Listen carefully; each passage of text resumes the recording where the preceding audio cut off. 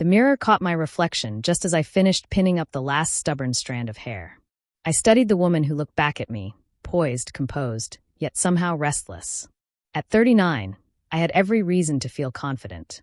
I had worked tirelessly to shape my life into something I could be proud of. Years of dance had sculpted my body into graceful strength, and I guarded my self-respect as fiercely as any treasure. I pulled a silk shawl over my shoulders and glanced down the long hallway. My husband's voice echoed from the study, low, curt, and sharp. Lately, every word from his mouth was carved from impatience. I closed my eyes, pressing my palms against the cool marble counter to steady myself. 7 years of marriage. It had once been a beautiful partnership, lively, affectionate, and full of promise. But recently, something in him had shifted, and whatever tenderness had lived between us began to wither under the weight of his irritability. And then there was Brendan. When I first moved into this house, Brendan had been a boy, a rebellious, unruly teenager whose wild energy made me keep my distance. His father had always been the one to discipline him, to absorb his missteps and guide him, or try to. Back then, Brendan was a stranger to me, an obligation if I were to be cruelly honest. But now he was 19, a man, and not just any man, an intelligent, magnetic one who carried himself with an effortless charm that even his friends admired. I had noticed it slowly, quietly, the way one notices the changing of seasons. His voice deepened. His face sharpened into the handsome lines of adulthood. His mischievous grin hinted at layers of thoughtfulness I had never expected. Girls adored him. His friends flocked to him. And somehow, despite myself, I began to see him. I teased him sometimes, light-hearted, casual, innocent. "Brendan," I'd laugh, crossing my arms and giving him a teasing look. "What's your secret, huh? Care to show me someday?" He'd flash that maddening, lopsided smile and say nothing. Just let his gaze linger a little longer than necessary. I told myself it was harmless. Until the day the cracks in my marriage turned into a chasm. It was early evening when the argument erupted, one of many lately. My husband slammed down the envelope from the clinic. The results from his tests sprawled open like an accusation. "I don't need your lectures, Leah," he barked, the veins at his temples throbbing. "If you can't handle a little stress, then maybe you're the problem." I stood frozen at the foot of the stairs, disbelief washing over me. For months, I had swallowed his mood swings, his resentment, his bitterness. But I wasn't a woman who disappeared into misery. I loved myself too much for that. I lifted my chin. My voice was calm, razor-sharp. "Either you find a way to be a man again, to be the man you promised me you'd be, or I will leave." There was a clatter from the hallway. Brendan. His tall frame stood awkwardly by the door, frozen mid-step, caught between pretending he hadn't heard and being unable to tear himself away.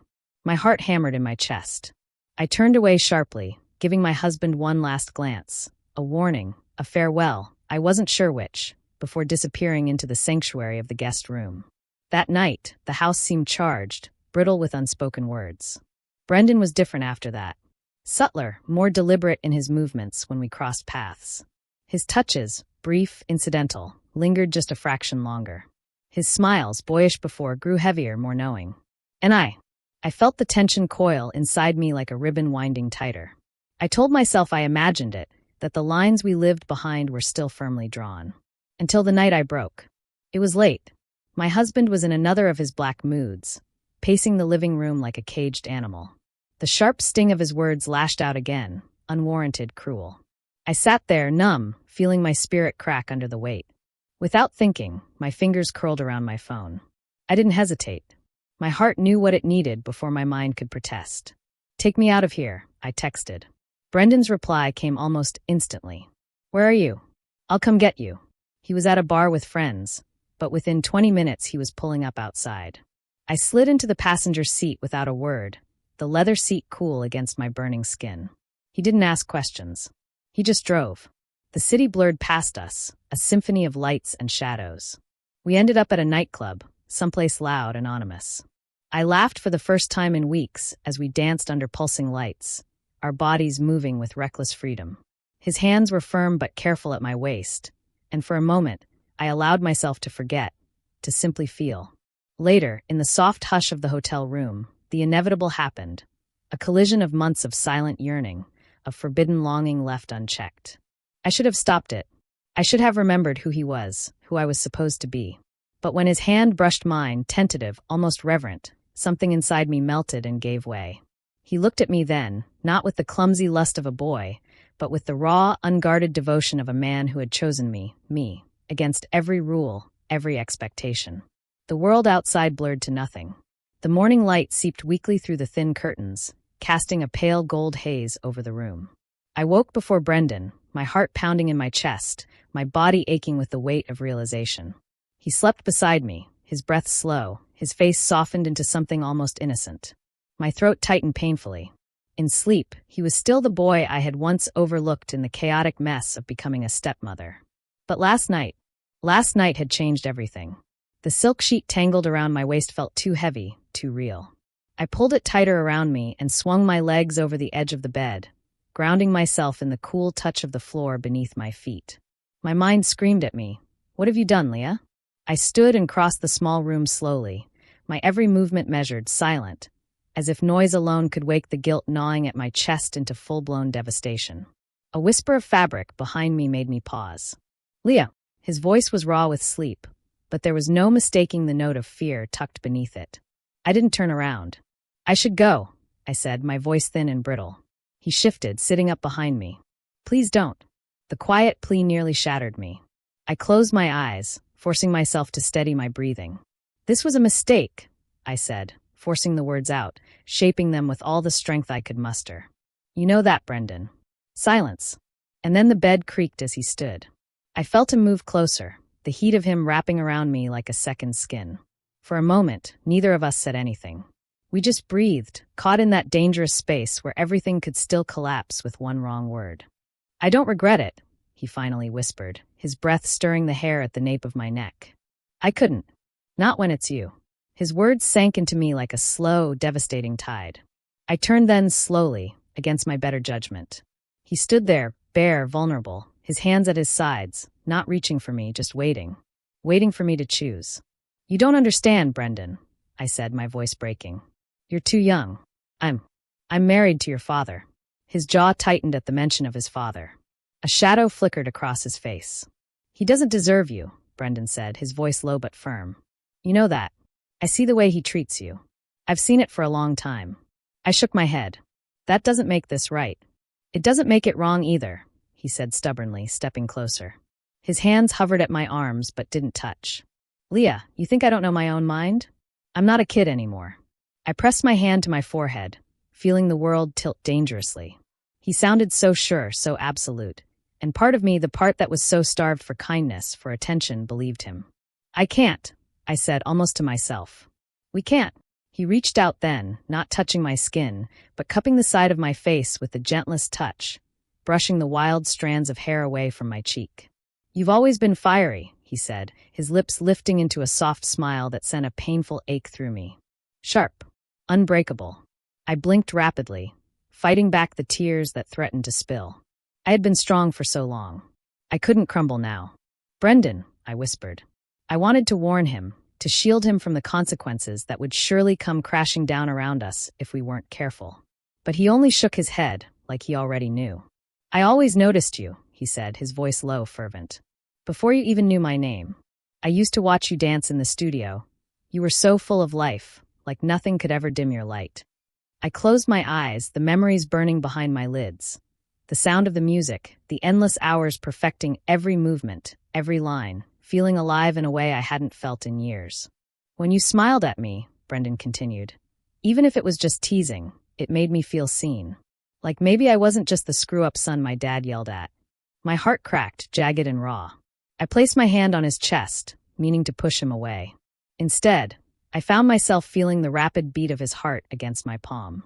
"We have to forget last night," I whispered. "For both our sakes."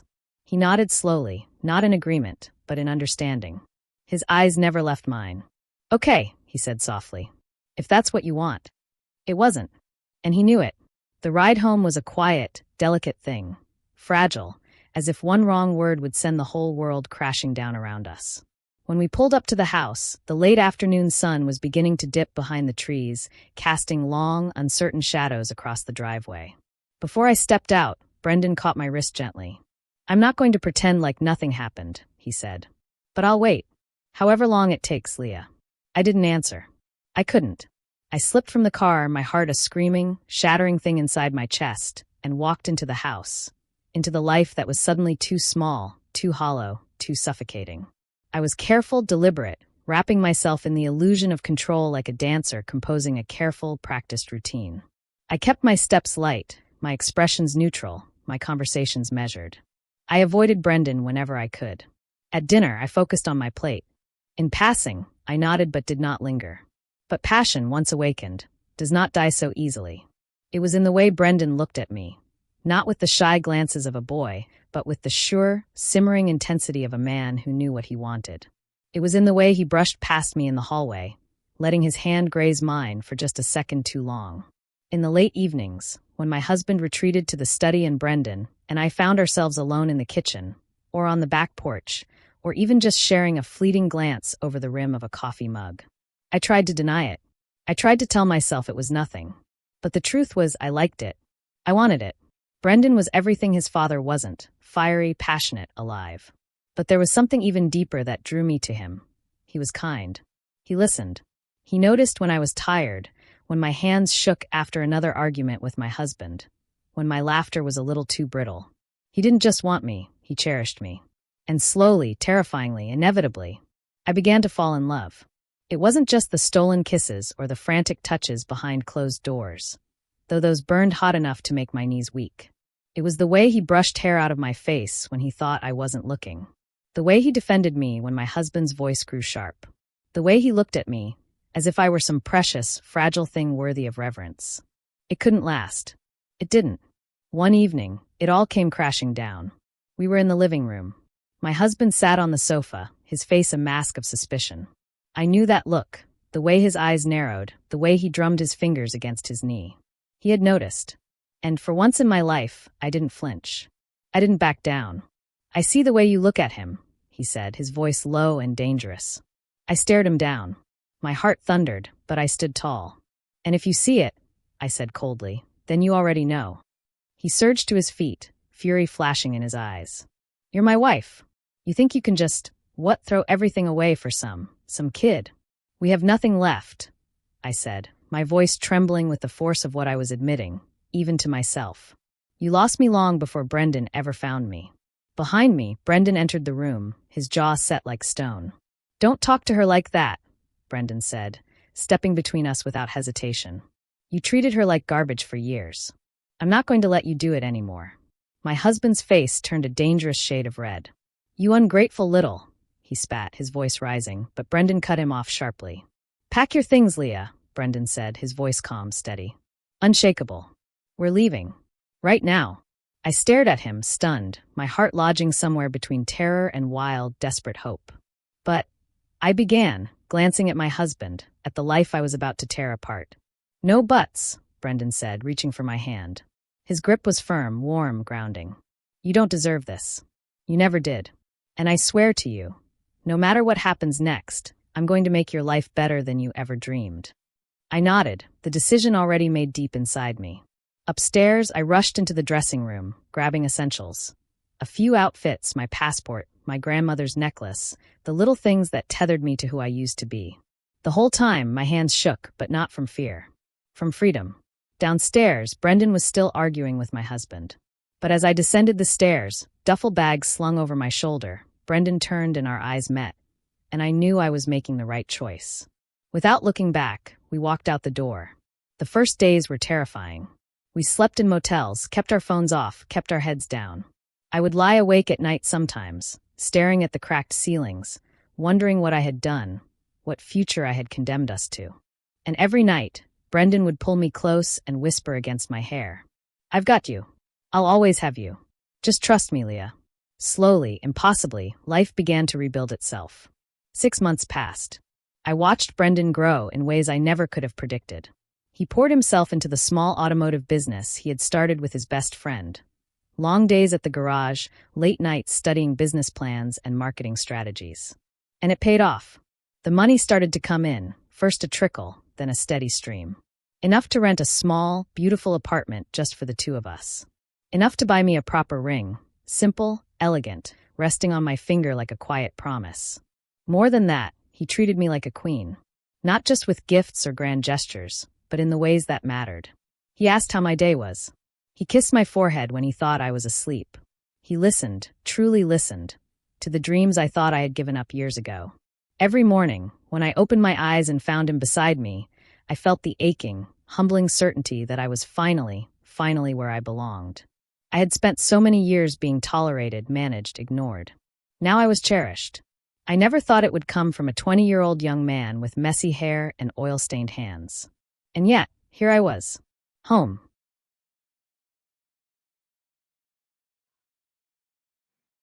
Six months passed like a slow, golden dream. Our apartment was small but full of sunlight. Mornings spilled through gauzy white curtains, catching dust in the air like tiny constellations. Brendan was always up before me, usually tinkering with something in the kitchen. Coffee brewing, soft music playing from his phone, sometimes humming off-key. I would lie there for a few extra minutes, not out of laziness, but in quiet disbelief. This was my life now. The chaos of those final days in my old house, the shouting, the bitter finality, the fear, had faded into something distant and dull. It felt like it had happened to another woman, one I could no longer recognize. The woman I had become had fire in her again. She danced again. She laughed. She loved. Brendan's business grew faster than either of us had expected. What began as a dusty garage in a rented warehouse bloomed into a boutique performance shop that catered to a wealthy niche of car enthusiasts. His best friend, Caleb, was the brains behind the tech. Brendan? He was the soul. Charismatic, driven, inventive. He could talk to anyone. He could fix anything, including me. He'd come home with grease under his nails and exhaustion in his bones. But when he looked at me, really looked, it was like I was the only thing in the world that made sense. "I want to show you something," he said one night, eyes sparkling. He led me to the roof of our building. The city lights sprawled beneath us, infinite and shimmering. "I've been saving up," he said, "for a proper home. One with a studio for you. And a garden. I know you always wanted one." I stared at him, silent, floored by the depth of his intention.